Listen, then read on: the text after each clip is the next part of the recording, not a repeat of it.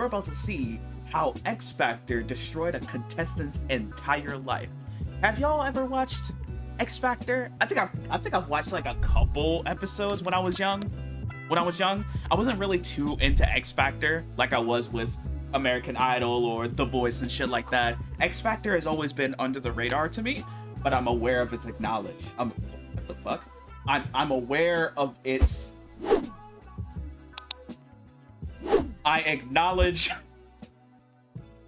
I'm aware of its existence. Why did that? What the fuck? Anyway. When Zoe Alexander received 4 no's from the X Factor judges, her entire life fell apart over a 10-year period, and the whole thing was documented on camera from 100 different angles. It all began with this email right here, in which I think it said the fuck it's X Factor. When I was a human youth child, yo, sometimes, Harem, I truly do believe that you're just a fucking alien. I really do believe that you're just an alien sometimes. What? which Zoe first reached out to the X Factor requesting to appear on the show, explaining that she was a 22-year-old Pink impersonator but wanted to audition as herself. After being accepted as a contestant, Zoe was asked to send through 5 songs she wanted to sing, yet the X Factor then specifically demanded that she does look like Pink. I can see why she would call herself a Pink Pink impersonator, because she does look like Pink. So she got that. Zoe auditioned. She got that. They wanted me to sing a Pink song. He basically said that if I didn't, I wouldn't be going on the show. So I agreed. After agreeing to do so. Oh wait, she wasn't the one that said that. Oh, that's already fucked up. Oh, that's already fucked up. They're saying that she was supposed to come as a Pink impersonator because of how much she looked like Pink. Oh, that's already fucked up. So, Zoe was invited in for an interview where they continued to ask her about Pink.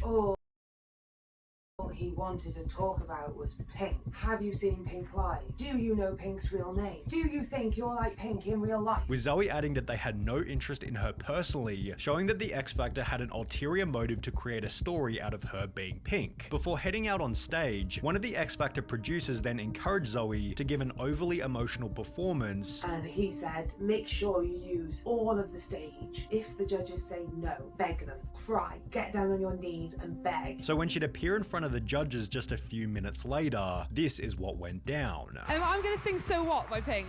Pink, okay. Off you go. After stating that she was gonna sing So What by Pink, Zoe gave a boisterous emotional performance, using the whole stage with excessive facial expressions. However, the focus on her physical delivery and a few other things which we'll talk about later meant the singing was fairly average, leading the judges to stop her mid-song before stating this. I honestly think that you need to go away and take the time to find yourself as an artist. Despite this, Nigga, that's what she was trying to do. But do they? I don't think they know that, though. I don't think they know that. So wait, that's fucked on both ends. They're telling her to find her voice and not to be like someone else, when that was her goal in the first place. But the fuck-ass producers was telling her, you gotta be like Pink. You gotta sell it. the judges were kind enough to give her a second chance. Should we get a second song? Yeah. I want to give you a chance. Yet she was then stopped midway through her second song before the judges once again implied that they didn't think she was good enough. Because at the moment it just sounds like every other average sort of singing voice. But as the judges explained that she wouldn't be going to the next round, Zoe turned the criticism back onto them. You told me to sing a Pink song. I didn't want to sing a Pink song.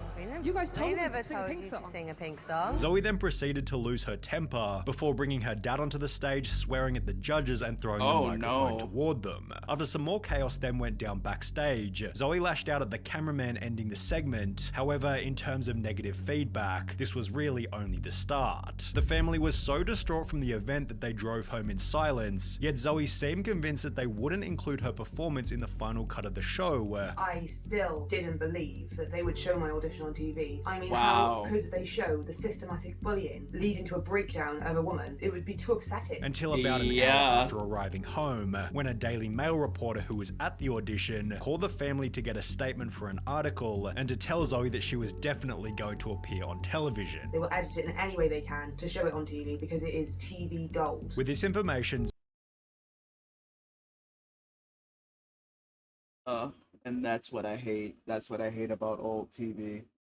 That's what I hated about old American Idol, old The Voice, even though The Voice really didn't portray that much shit like American Idol did, and X Factor too. But like, oh,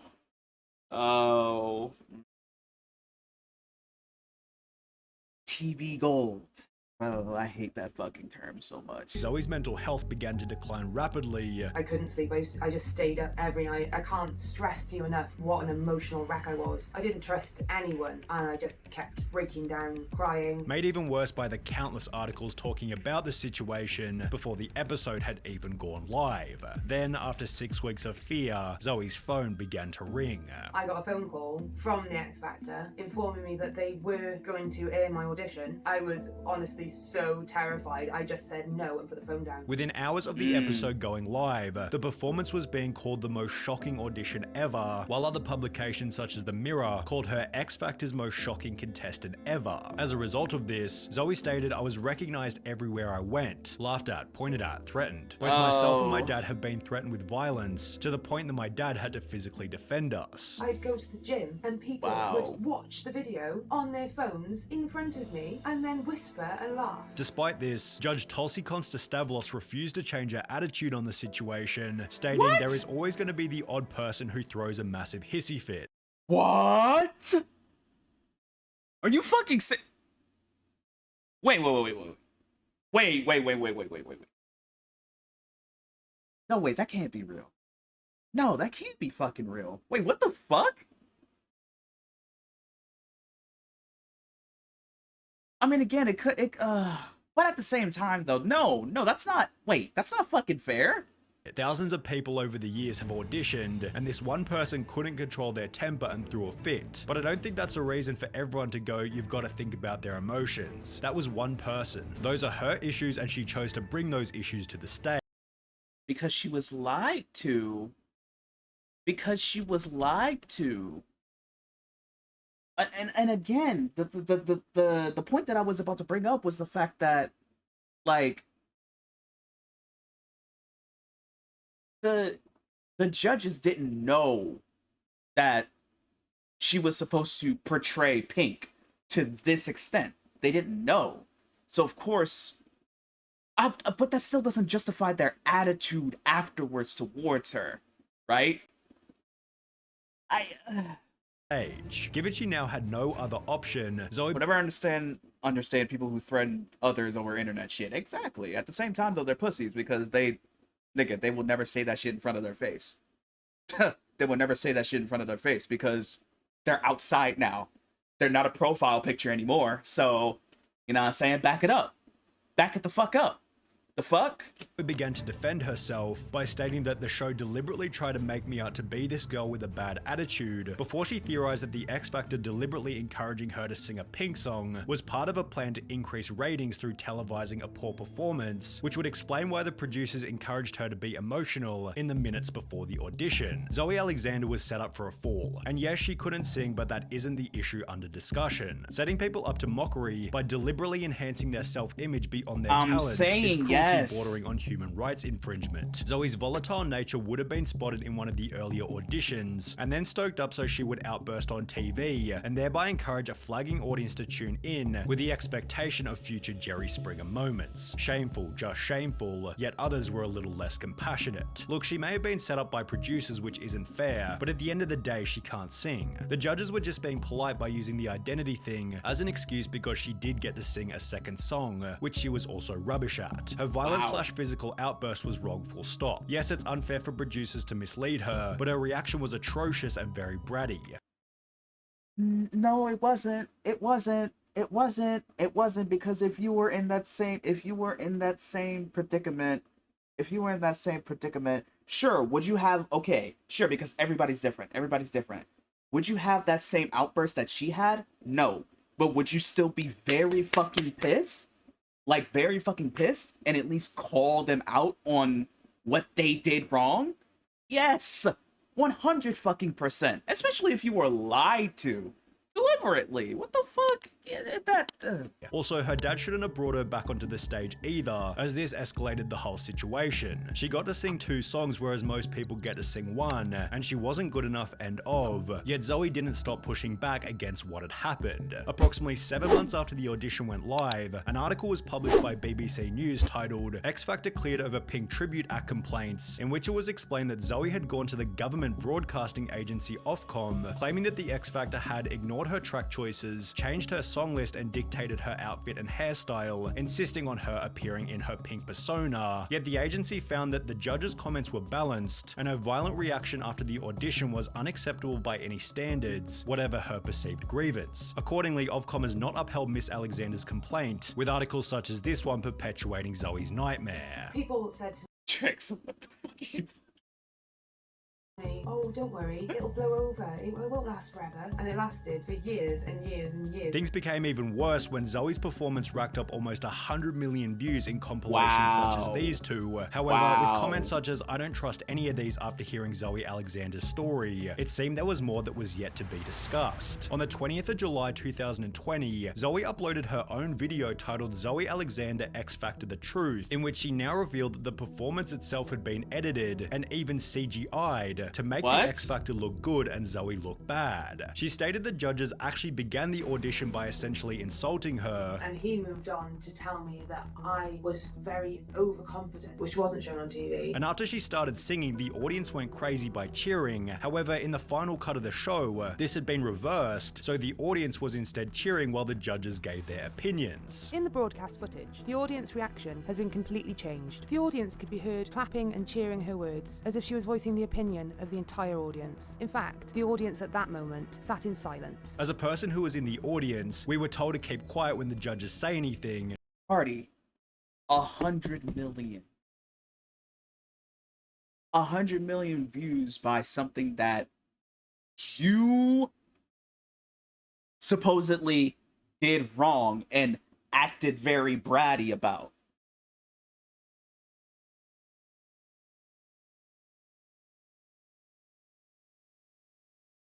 So yeah, you're definitely telling the truth. Zoe went on to explain that the music they played was also different to what she'd sent through. The track that they played was not the track that I had sent him. It was in a different key and it was a different track. And when she'd thrown the microphone, she'd done so because they'd turned it off while she was explaining what had happened. Then I realized that they turned the microphone off, and that was when I threw it to the floor. But somehow in the video I threw it like that. I didn't. I threw it to the floor. Zoe then debunked the segment where she'd seemingly walked off and come back with her dad. I categorically did not leave the stage and subsequently return hand in hand with my father. Once again, the footage has been completely fabricated. What?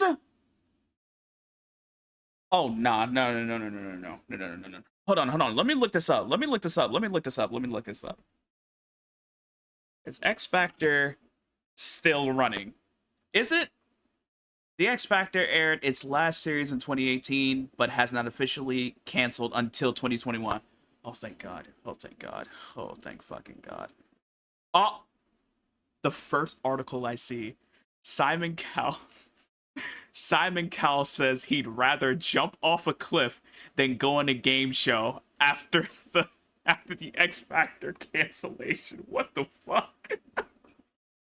Another example of the X Factor's over-imaginative editing. Before she added that even the judges' comments had been inserted at a later date. Also, Nicole did not stand up and say, "No, baby, no." That did not happen. So they were cut in afterwards to produce the footage in their fictitious storyline. After heading backstage, another scene was filmed in which Zoe begged the cameraman to stop filming. However, this also didn't make the cut. I was saying, please stop filming me, please stop filming me. This scene was cut from the broadcast footage and replaced with even more fabricated footage, which better suited their storyline, as it didn't portray me as aggressive. The real footage would have clearly... Listen to that sentence. Which better suited their storyline. Yo, TV fucking blows sometimes, dog. TV deadass blows sometimes. it really fucking blows. Because everything has to suit to a storyline. Like, what the fuck? Clearly demonstrated the broken and emotional state into which I had been bullied. And with this information, everybody began to stand up for her. I admit I was one of the many who laughed and thought you were this crazy lady who was just mad that you lost the audition. I'm so sorry, they're so horrible for doing you like this, with others informing Zoe that her video had blown up outside of YouTube. Over on TikTok, a relatively small account made a 15 million view video talking about what had happened, which when duetted by Zoe, gained a further 27 million views, with almost everybody sticking up for Zoe. As a result, Nicole Scherzinger's comment section began to fill with comments regarding Zoe's treatment, and therefore the judge did this. Can we just talk about the fact that Nicole Scherzinger has blocked me on TikTok? Despite this, the mainstream media ran with the story, causing the X Factor to backpedal rapidly. You have made the X Factor turn off their Instagram comments. You have made the X Factor turn off their YouTube comments. Wow. And you have made the X Factor change the title and description of my X Factor audition video. With a 19 million view audition video having since been removed altogether. On top of this, Zoe's appearance has also been taken out of the mega viral top 5 angriest contestants video, which when considering Zoe's poor attitude and the show's sketchy editing, feels like a reasonable middle ground between the two parties. Okay, hold on, okay. X Factor got their just desserts, as they should. The fuck? And Zoe, at the end of the day, won and got her fucking justice, as she fucking deserved. Okay, hold on. Okay. Alright, good for her. Good